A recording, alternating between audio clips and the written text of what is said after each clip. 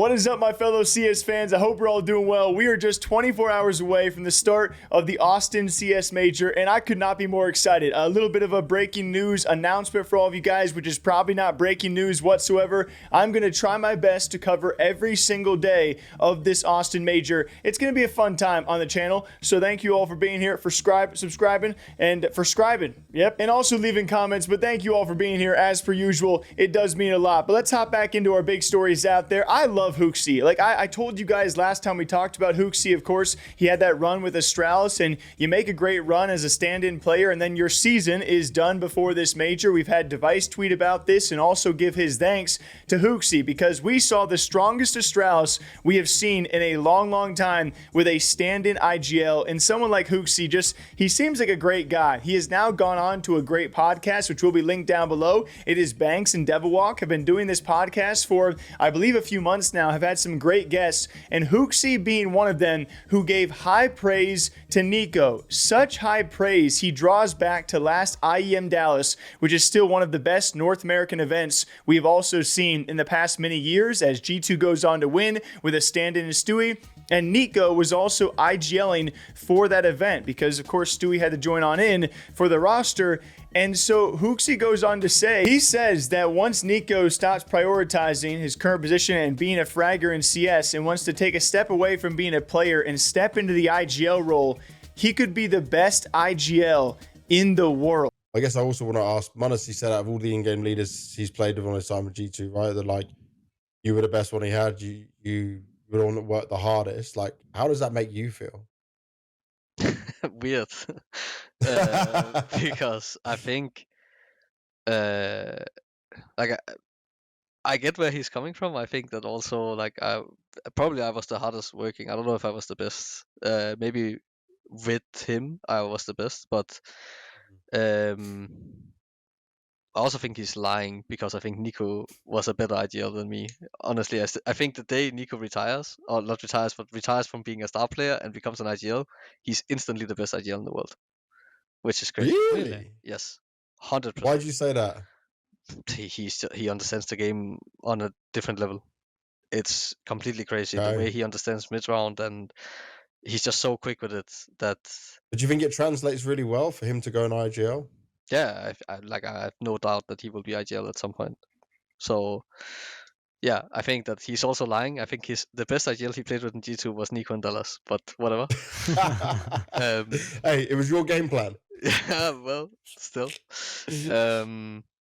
And yeah, I have the feeling that like Munacy, for him, the environment is very important, which is like surprising to me because he's Russian and they're usually very harsh to each other when very toxic. Like when if you hear VP comes, like, oh my god, that's VP, crazy. old Navi, Cloud9, it's crazy. So I maybe also like misread the whole Balkan Russian thing that I thought like I could be more harsh than I could.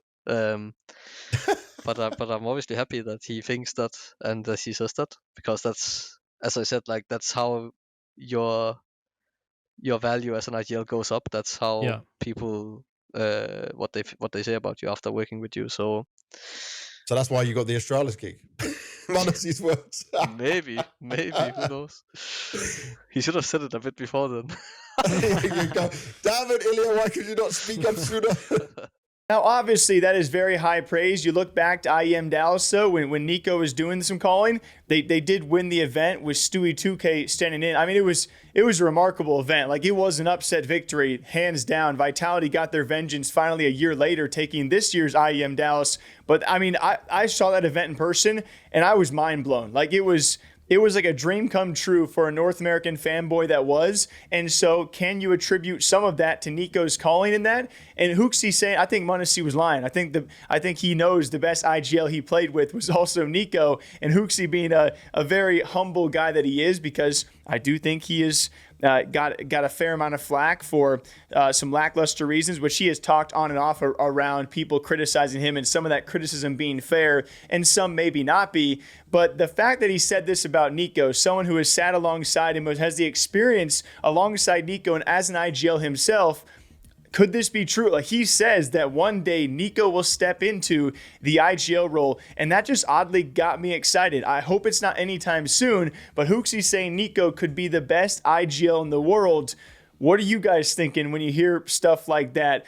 That just felt like out of left field, but a crazy statement nonetheless, especially ahead of the major. And even crazier ahead of this major is the talk around Team Spirit. We have not seen them be the highly contending team of last year for some time. Yes, they have skipped an event every now and again, and apparently along with skipping, they don't like doing boot camps, because this was taken from a guy like Chopper and translated from one of his streams, which seems to hold some weight of truth considering we now have a Donk response to this via a Blast TV interview. But in case you guys missed the original statement, apparently Team Spirit have been taking breaks from boot camps so they don't get too tired of each other as teammates, something the community responded to in very different ways. Understandably, as apparently Chopper had said, we don't do boot camps. Our team came to the conclusion that it's more convenient for us this way, and we won't get tired of each other. And so some people thinking, okay, maybe that's smart. You know, you guys have been around each other for a long time throughout the year, for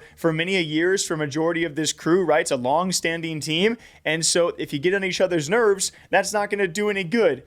I would say the more logical response was, wait, you guys don't want to do boot camps because you're going to get sick of each other?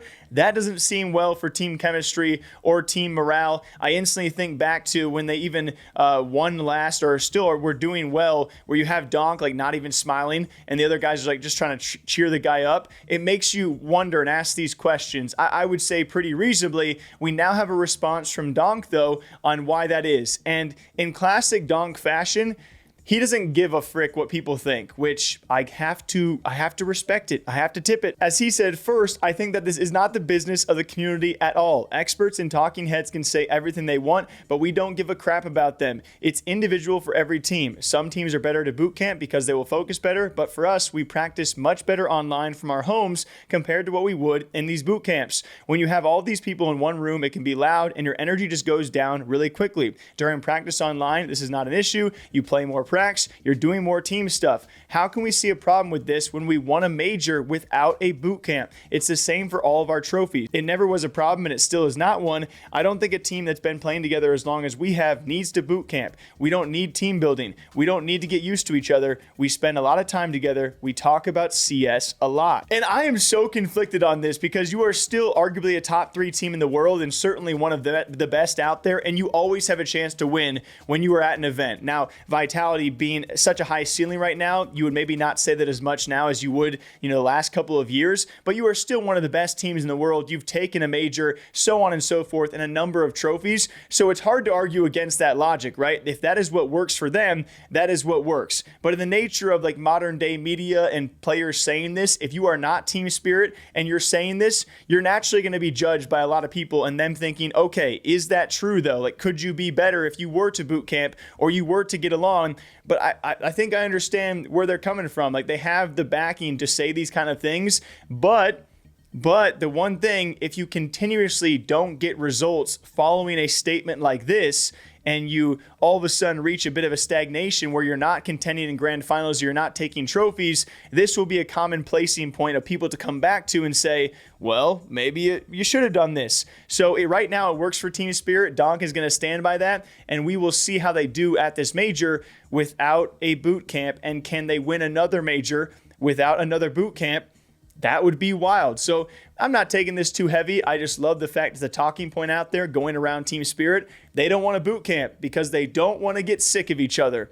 That is a crazy time. And speaking of a very exciting time, guys, the major does start tomorrow. And with it, we got some matchups that are going to be very exciting. Now, I didn't do my pick'ems. I know a lot of you guys wanted me to make a video. You guys are going to learn that I am very, I don't have a lot of moolah, and so when it comes to spending money on a viewer pass and pick'ems, I might just use some third-party sites to do that. I just can't I can't give Valve more money than I have in the past. I've done about 6 or 7 major pick'ems in the past, and it's just like I spend $20 to $40, and I typically end up with sometimes a gold. It's now become way harder to get anything gold and above, but you know, when you spend that much money and you end up with a bronze or a silver coin, I get pretty pissed off. So I do apologize for that, but that's why you guys are not seeing pick'ems from me, although I probably will do some third-party picking out there. Aside from that, though, some best of 1 matchups, there's going to be upsets. I've seen a lot of other people's pick'ems out there. There are going to be upsets that we don't see coming. It happens every single major. The pick'ems out there for placements through this first stage are very top-heavy, with teams picking the pretty obvious choices. I'm not worried about who the obvious heroic choices are. I'm worried about who are those, 1% teams picked that are going to somehow slip through and really make some upsets, because best of ones, anything can happen. And in one of those best of ones, we now have twin brothers going head to head. That's going to be Wildcard and Susp, and they're actually former teammates over at Metsiport. And that team name always throws me off because of the spelling versus pronunciation, but I'm just going to say Metsiport. That's going to be his brother, Adam B. They're twin brothers, and they're going head to head in a CS major. This might be one of the few times in CS history we've ever seen a matchup like this. So I thought it was pretty cool to mention to all of you guys. I will be watching the same dude on both teams. They look the same. The same guy is playing playing each other. It's going to be fun, man. And so best of luck to both those brothers. I would say of those teams, though, Wildcard has a chance to go through, and for an NA fanboy like myself, we need as many NA teams progressing as possible. So till next time, what do you guys think about this? Who are you picking for the Austin Major early stages? And until then, take care of yourselves. I'll see you back here likely tomorrow, breaking down everything as it does progress, and I will be covering the entire Austin Major if you want to stay tuned. So till then, take care, drink up, and I'll see you then. Bye-bye. There's a time that I remember where I could not feel no pain. You were standing next to rain.